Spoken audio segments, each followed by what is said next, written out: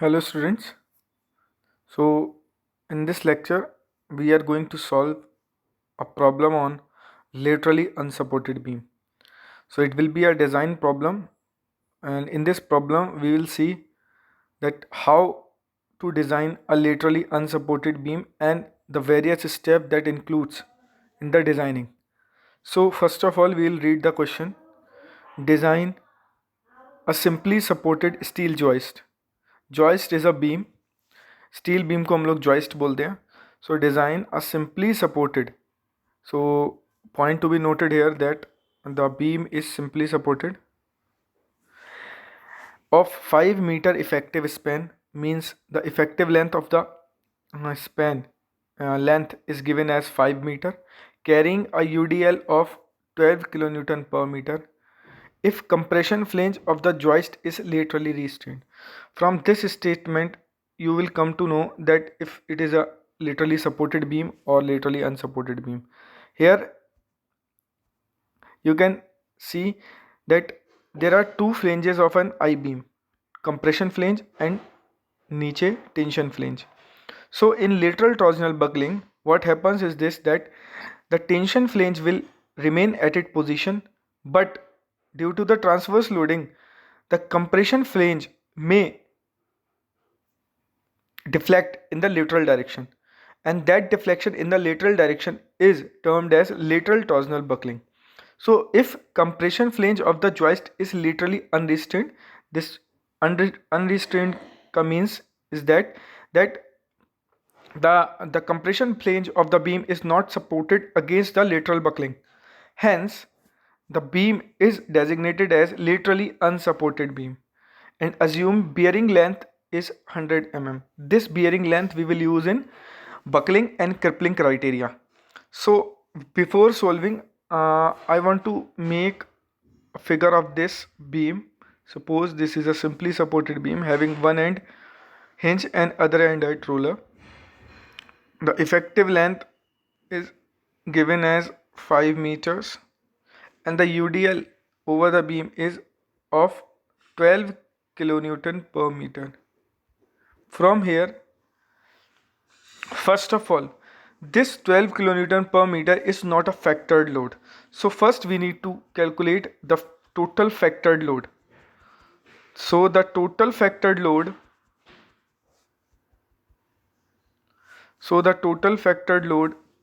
is the first step.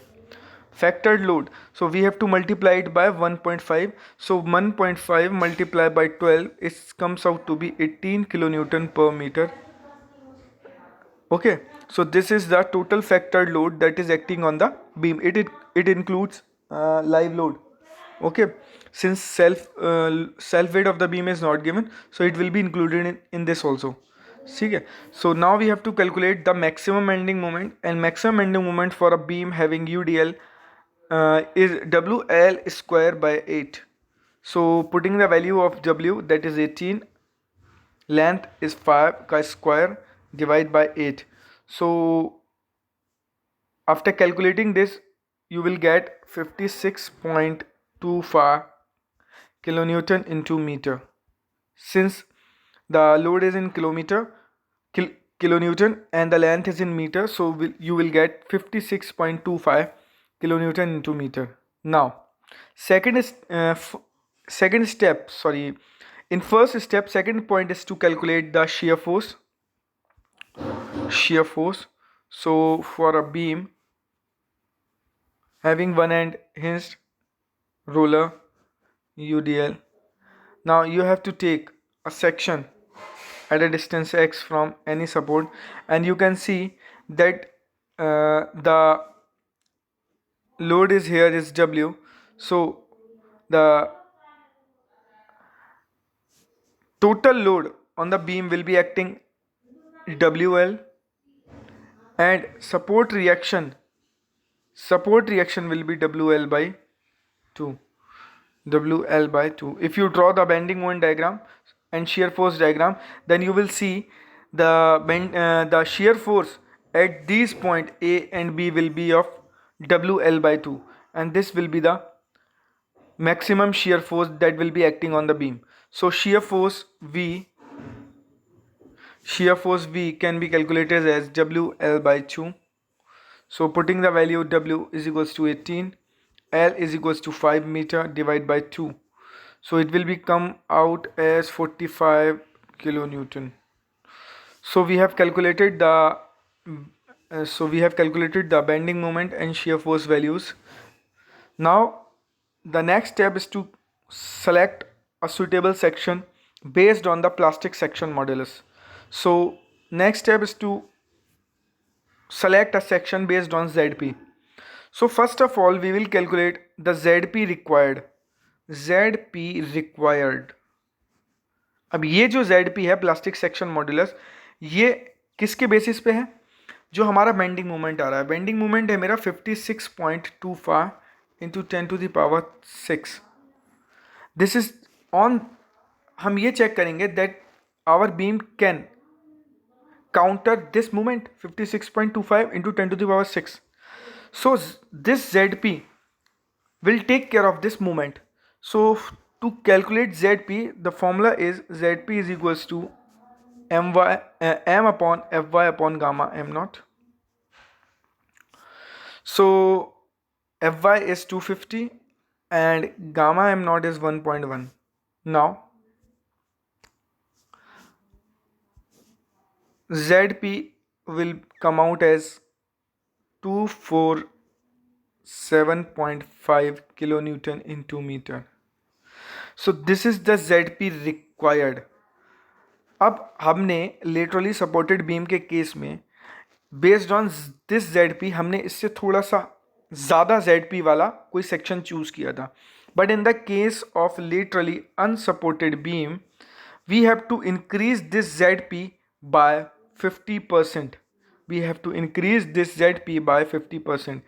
So this step was not in the case of laterally supported beam, where we have calculated ZP required, and based on this ZP required we have selected a section whose ZP is slightly above than that ZP. But in the case of laterally unsupported beam, the ZP has to be increased by 50% approximately.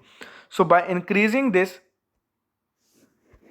ZP 1.5, क्योंकि 50% increase करा है, multiply by 247.5 into 10⁻3.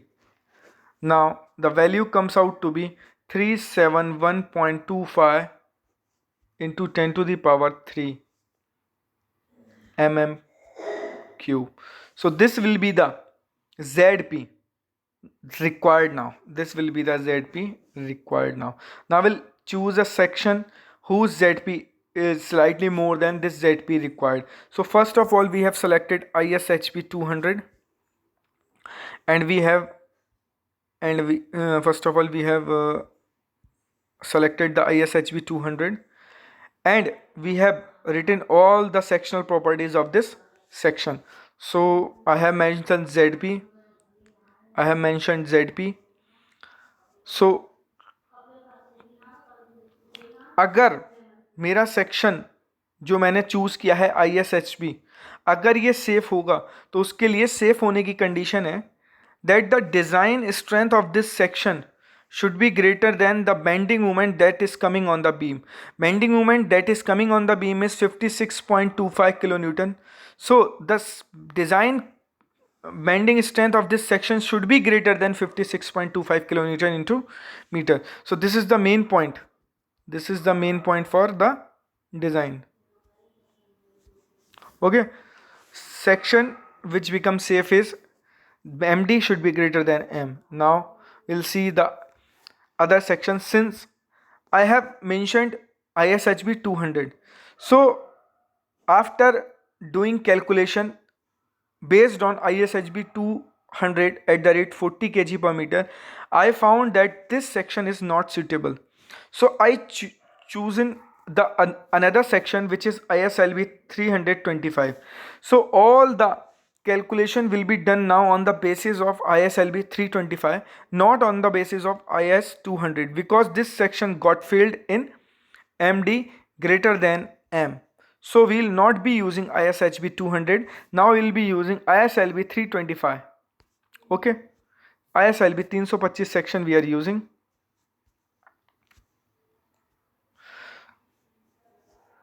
Okay, so first of all, write down all the properties, sectional properties of this section.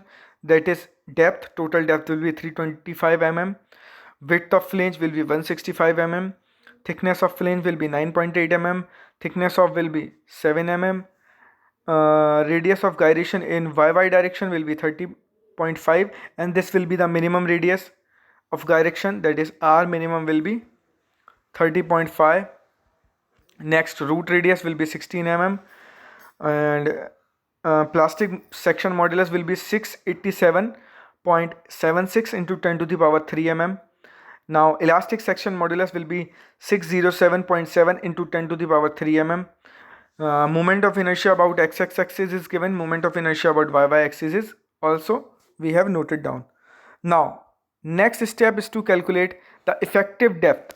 Now I have already told you that the effective depth for a rolled steel section will be total depth minus 2 times Tf plus R. So all the things have been given. Total depth of the section is 325 minus 2. Thickness of flange is 9.8 plus root radius is 16.